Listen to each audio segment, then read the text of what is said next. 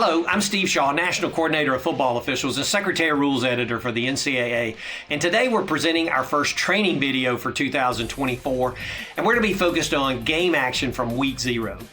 And even though we had a limited set of games, Week 0 provided some excellent learning plays, and it was our first introduction into our new technology rules, namely our coach-to-player communications and the tablets on the sideline. All seem to work well, but the big stress test will come this week in Week 1. But the conferences have worked hard. They've worked well together to ensure the technology holds firm.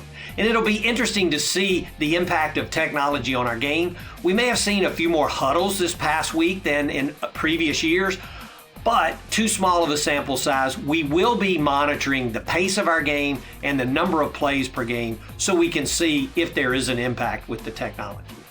So with that, I want to say thank you for all the preseason preparation. Let's make it pay off in Week 1. Let's get on into our plays. First play this week is a targeting play, and the good news is that in all of Week 0, we only had one targeting foul enforced, and this is it.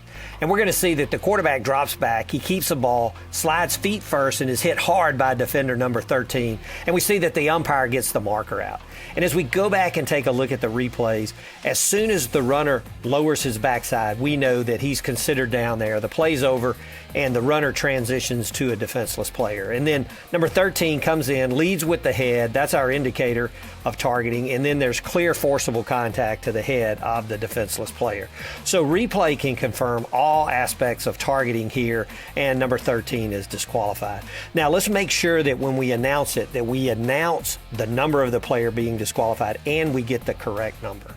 But it's important also to note here, and good job by the umpire, that the call here was a dead ball personal foul with targeting, and we want that. So if the targeting for some reason had been overturned, it wouldn't be, but if it would have been, we're still going with the dead ball personal foul. So dead ball personal foul with targeting was the correct call. Good job umpire, good job crew, good job replay to confirm all aspects. Play 2 is a big play in the game. It's 3rd and goal in the 4th quarter, and we need to be alert. Now, as the offense is settling in, we see that there are clearly 5 men in the backfield. The top receiver is going to go in motion, and then we have the snap. So this is an illegal formation at the snap for 5 men in the backfield. And we need to get this. This is a scoring play in a critical situation. We need to stay focused, have discipline during our pre-snap window all game, never lose our concentration, but especially near the goal line. We need great communication between the headline judge and the line judge, always. Play 3, we get a run off left tackle for about a 6-yard gain, but we get a flag from our umpire for an illegal block below the waist. Now, we know by rule that a lineman can block below the waist in the tackle box until the ball leaves the tackle box. And if the lineman's block is initiated 1 yard beyond the tackle box, is considered within the tackle box. But this block by number 51 of the offense is approximately 4 yards downfield, and it's illegal. Unfortunately, the defender was injured on the play, but this is a good alert, good call by our umpire. And remember, backs can block below the waist in the tackle box if the block is directed from the front. But no other blocks below the waist are allowed other than in the tackle box. And this is a player safety change, and it's delivered decreasing lower leg injuries by players being blocked. So it's a good change for our game, but make sure we cover all aspects of blocking below the waist in your pregame for Week 1. Play 4 is an interesting play and worthy of discussion within your crew. We're snapping at the minus 31, and we see the quarterback fakes and then throws, and the defender, linebacker number 36, almost intercepts the pass. Now, the headline judge and line judge both have flags down for an ineligible receiver downfield, and we see number 51, he's right at 5 yards downfield when the pass is released. But there was a solid discussion by the crew, and as we go back and take a look, we see that number 51, he releases, goes downfield, and he's blocking the defender, starts at about 4 yards. He blocks the linebacker that's attempting to intercept the pass.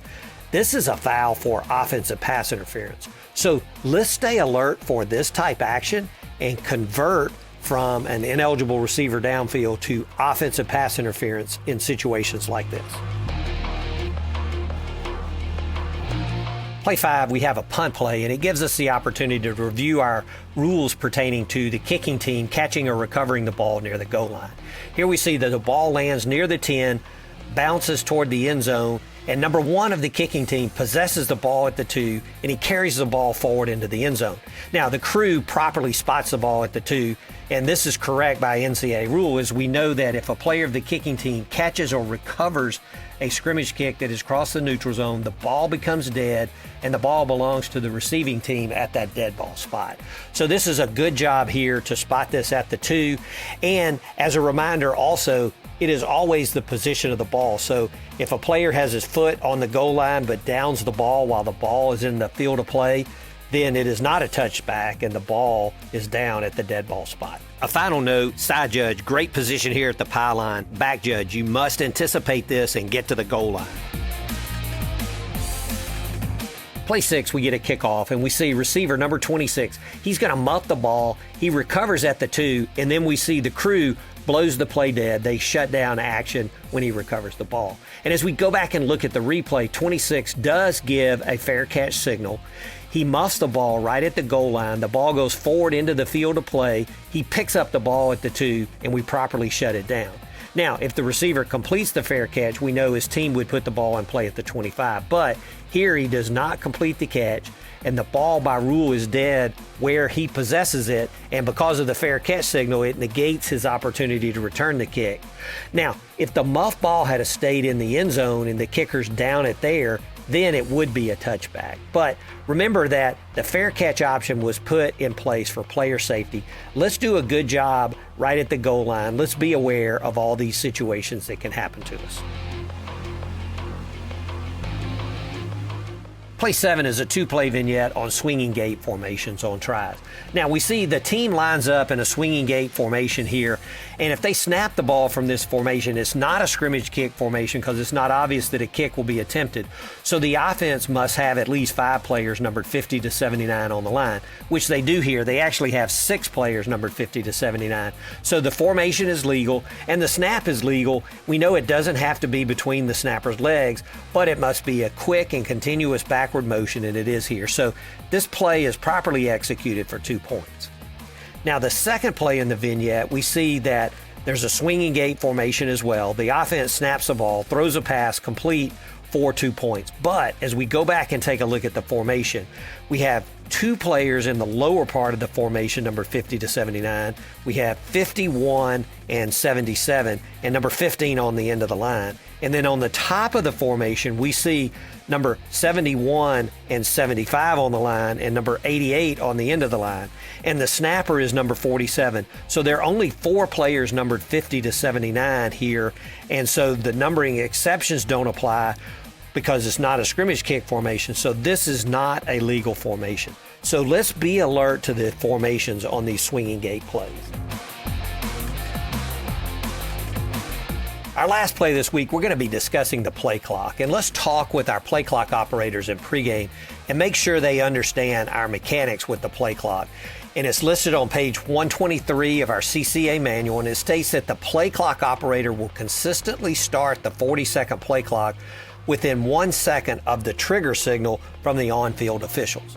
Now, our first play we're going to look at here, we see the runner is out of bounds and the game clock stops at 3:07. There are 2 or 3 seconds before the game clock restarts, and then the play clock doesn't start until the game clock is all the way down to 3:02. So we lose 7 to 8 seconds here.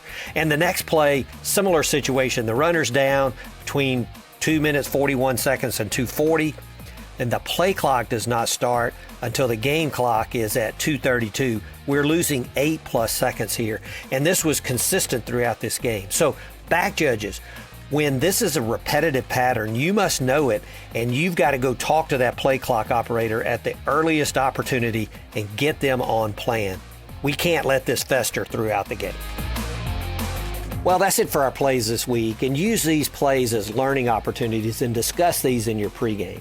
And I know we'll all come out of the gate in week 1 ready to go, but let's remember, we want quality fouls, nothing technical, make it be there. We want crisp ball movement, no committee meetings, and no walking on the field. Make sure we have excellent communication with coaches, with players, and other officials. Courtesy always, and use your winning words.